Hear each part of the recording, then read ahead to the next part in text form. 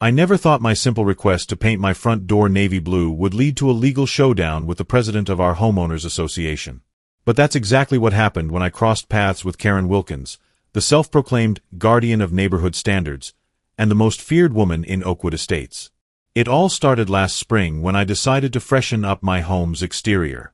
Before touching a paintbrush, I did what any responsible homeowner would do. I consulted our HOA guidelines. According to the documented rules, front doors could be painted in tasteful, subdued colors that complement the home's exterior. Nowhere did it specify which exact colors were permitted or forbidden. I chose a classic navy blue that matched my shutters perfectly and submitted my request form with color samples attached. 3 days later, I received an email from Karen with a subject line in all caps, "Violation Notice. Unauthorized color selection." Her message explained that my chosen shade of blue was excessively bold and disruptive to neighborhood aesthetic harmony.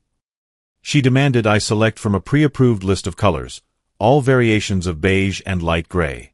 When I politely pointed out that these specific color restrictions weren't in our official HOA documents, she responded with a terse, "The board has discretionary authority on aesthetic matters. Your request is denied." I've never been one to back down from unreasonable authority, so I requested a formal HOA hearing on the matter. That's when things began to get strange. The hearing was postponed twice for dubious reasons. When it finally happened, Karen presented what she claimed was an amended bylaw document, showing that bright colors had been prohibited for 5 years. Something seemed off about the document. The font changed midway through, and the page with the color restrictions looked crisper than the rest of the yellowing papers. After the hearing, where my request was officially denied by Karen's all-too-agreeable board, I decided to investigate. I contacted our neighborhood's previous HOA president, who had retired to Florida 2 years ago. When I mentioned the color restriction amendment supposedly passed during his tenure, he sounded genuinely confused. "We never passed any such thing," he told me. In fact, we specifically decided against color restrictions because the board couldn't agree on which colors should be allowed. Armed with this information, I visited our county records office where all official HOA documents are legally required to be filed. Sure enough, the amendment Karen had presented didn't exist in the official records. What I did find, however, was the original covenant with no color restrictions beyond the vague, tasteful and complimentary language.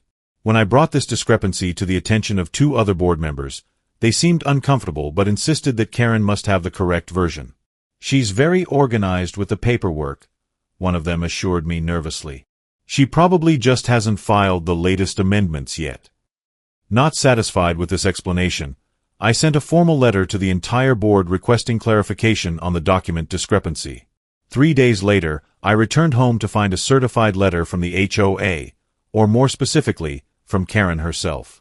Inside was a notice of multiple violations allegedly occurring on my property, along with a fine of $900. The violations included improper garbage bin placement, unauthorized garden border stones, and excessive holiday decorations, in April, when I had absolutely no decorations up. This was clearly retaliation, but I wasn't going to be intimidated. I took photos documenting the absence of these violations and requested another hearing. To my surprise, Karen responded by filing for an injunction against me, claiming I was harassing the board and disrupting HOA operations. The most shocking part? She included affidavits supposedly signed by my next-door neighbors testifying to my aggressive behavior and property violations.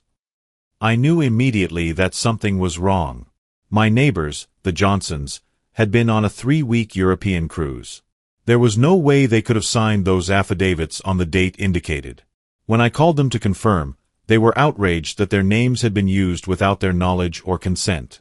It was time to take this matter to a real authority. I consulted with an attorney who specializes in HOA disputes, and she was visibly disturbed by what I showed her. "This isn't just an HOA overreach," she explained, her expression serious.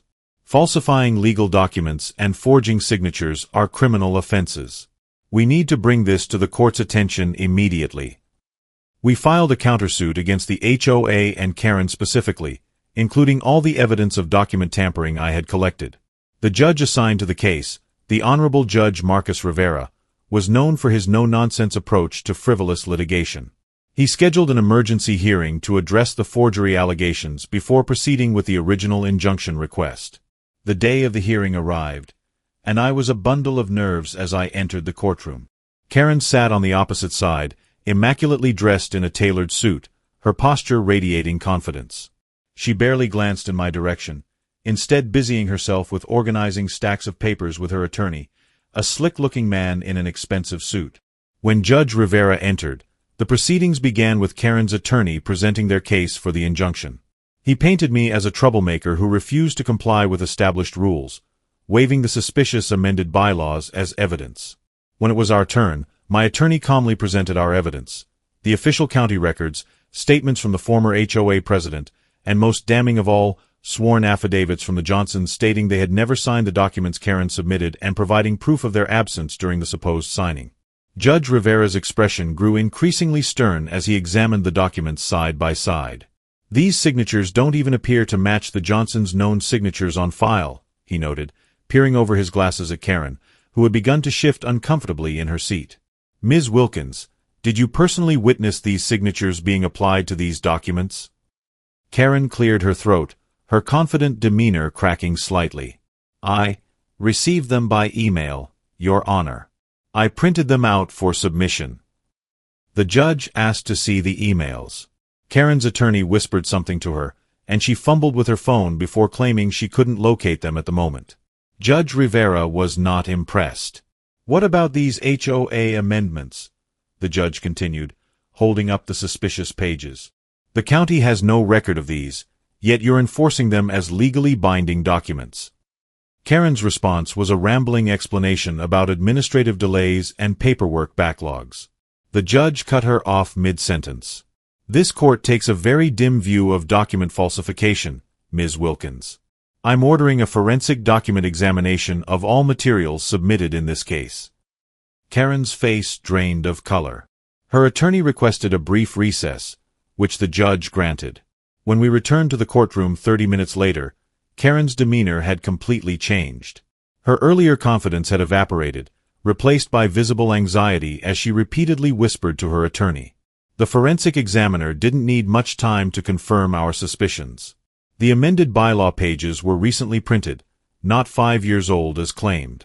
The paper stock didn't match the rest of the document. Most damning of all, digital analysis of the Johnson signatures revealed they had been electronically copied from HOA membership forms and pasted onto the affidavits. Judge Rivera's patience had clearly run out. "Ms. Wilkins, stand up," he commanded, his voice resonating through the now silent courtroom. Karen rose shakily to her feet, her eyes darting around as if seeking an escape route. "Based on the evidence presented today, I'm dismissing the injunction against the defendant. Furthermore, I'm referring this matter to the district attorney's office for investigation of document fraud, forgery, and perjury. Bailiff, please take Ms. Wilkins into custody." The collective gasp in the courtroom was audible as the bailiff approached Karen, who stood frozen in disbelief. "This is ridiculous," she finally sputtered, her voice rising to the shrill tone I had become all too familiar with in our HOA meetings. "I am the president of the Oakwood Estates HOA. You can't treat me like a common criminal." But Judge Rivera was unmoved. "The law applies equally to everyone, Ms. Wilkins, regardless of their position in a homeowners association." As the bailiff led a now weeping Karen away in handcuffs, the judge addressed me directly. "Sir, you're free to paint your door any color you wish, according to your actual HOA covenants. And I suggest the remaining board members conduct an emergency election to replace their leadership." Karen looked back over her shoulder as she was escorted out, her mascara running down her cheeks, her expression a mixture of rage and shock that her perceived authority had proven meaningless in the face of actual justice. The last thing I heard her say before the courtroom door closed behind her was, "This isn't over. I've given everything to this neighborhood." The judge set her bail at $25,000 and ordered her to surrender her passport while awaiting trial on multiple felony charges. When the gavel came down, finalizing this initial hearing, I felt a weight lift from my shoulders that I hadn't even realized I'd been carrying.